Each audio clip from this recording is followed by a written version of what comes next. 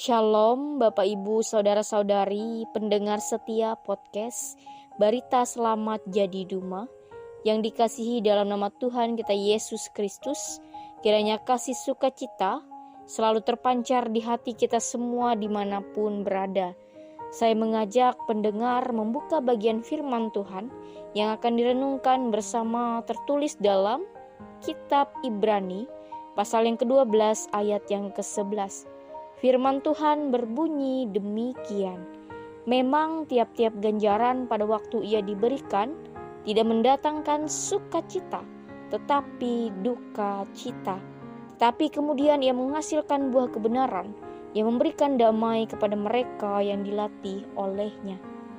Tema yang kita renungkan bersama yaitu melatih ketekunan iman. Menurut Kamus Besar Bahasa Indonesia, ganjaran adalah hukuman, hadiah bisa juga diartikan didikan. Mendengar kata ganjaran sepertinya direspon suatu hukuman yang menimpa kehidupan kita. Tetapi setiap orang pasti memiliki persepsi masing-masing. Ada yang memaknai dengan hukuman ataupun hadiah bahkan didikan. Firman Tuhan hari ini mengajarkan kita untuk melatih ketekunan iman pada Tuhan. Dalam melatih ketekunan iman, diperlukan hati yang mau menerima dengan syukur, hati yang senantiasa mau berserah atas upaya terbaik yang dilakukan, dan juga melalui ketekunan iman tersebut, hubungan pribadi kita akan semakin dekat dengan Tuhan yang diwujud nyatakan melalui perbuatan.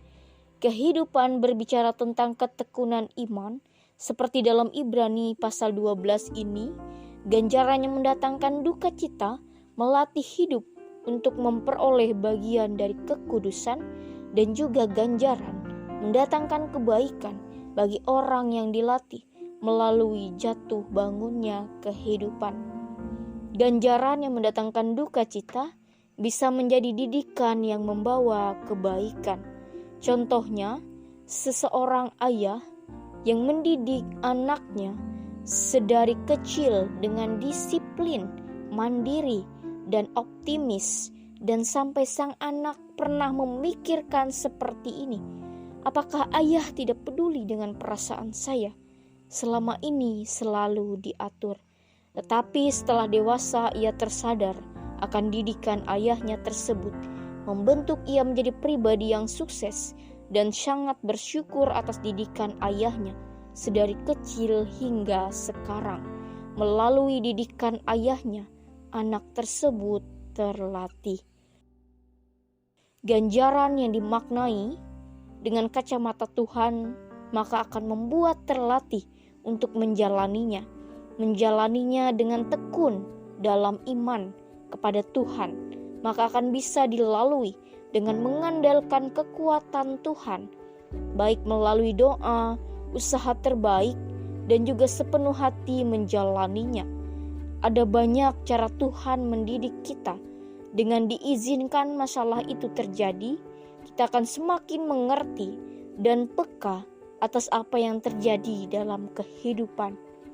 Jika sekarang kita menerima didikan Tuhan berupa hajaran-hajaran keras, bukan berarti dia tidak mengasihi, justru menunjukkan bahwa dia menganggap kita sebagai anak yang sangat dikasihi. Semakin dilatih, semakin mengalami suka dan duka, dan tidak ada yang sia-sia. Nantinya akan berbuahkan kebenaran yang bisa memberi damai bagi diri sendiri dan juga orang lain. Semakin dilatih, semakin tekun. Begitu juga iman kita kepada Tuhan. Melalui tiap ganjaran pada waktunya akan semakin melatih iman untuk mampu melewatinya seberat apapun yang dialami, karena Tuhan pun tahu batas kemampuan setiap manusia.